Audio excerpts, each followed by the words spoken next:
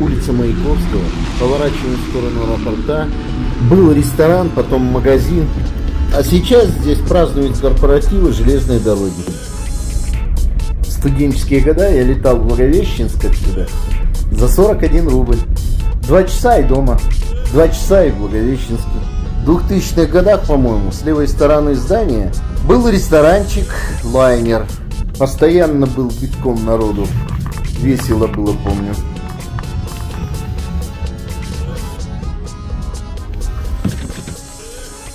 Надо выйти, посмотреть, поснимать поближе. Ух ты, Чкалов собственной персоной.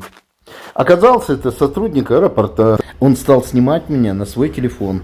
Пользуясь случаем, я передал привет родным и близким. А он сказал, что передаст эту запись в органы. Я рад, что у нас есть такие бдительные люди.